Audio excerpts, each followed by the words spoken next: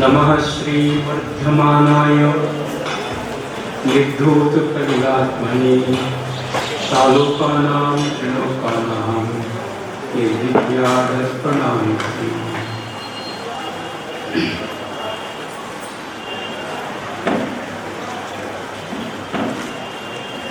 लोकपूज्य भगवान बाहुबली स्वामी के चरणों में वंदन करते हुए शुद्ध केवली भद्रबाहु चरणों में नमस्तु। संस्कृत भारती के लिए मानवचन का इसे वंदन।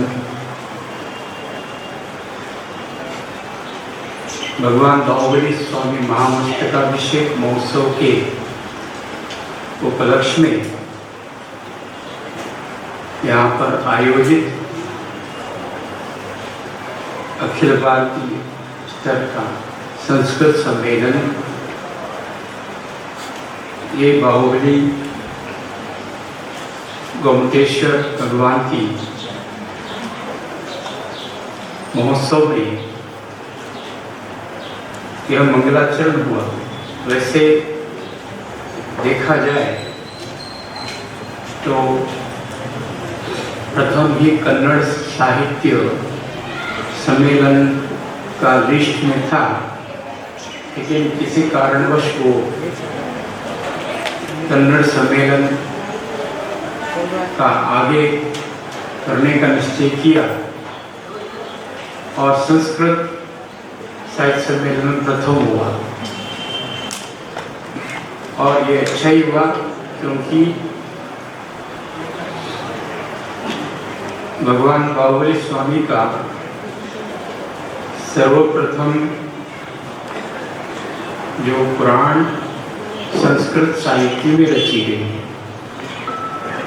और 10वीं शताब्दी के बाद पंप महाकवि कन्नड़ में आदि पुराण की रचना की। पंप कवि के पूर्व ही संस्कृत साहित्य में भगवान बाहुबली के बारे में जो पुराण लिखे गए, आलेख लिखे गए, स्तुति लिखी गई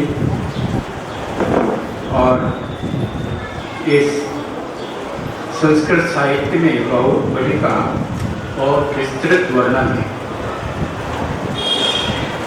ये संस्कृत साहित्य सम्मेलन करने से एक बहुत बड़ा हमारा मुख्य उद्देश्य था संस्कृत विद्वानों का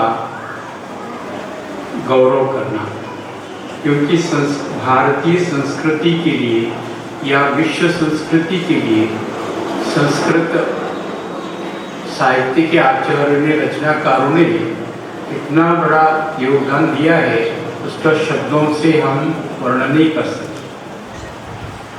इसलिए संस्कृत के विद्वानों को एक मंच पे लाकर उनको गौरव सम्मान देना और उनसे हमें बहुत कुछ मार्गदर्शन मिलता है।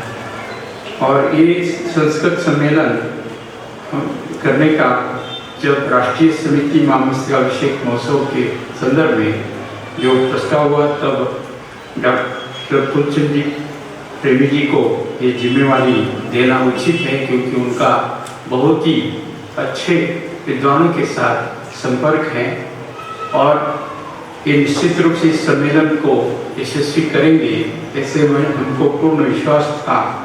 और प्रेमी जी और उनका ये बहुत बड़ा एक विशेषता है कि आज हम देखते हैं, यहाँ कर्नाटक में देखते हैं और जगह में देखते हैं, संस्कृत के पंडित के बच्चे इंजीनियर होते, डॉक्टर होते।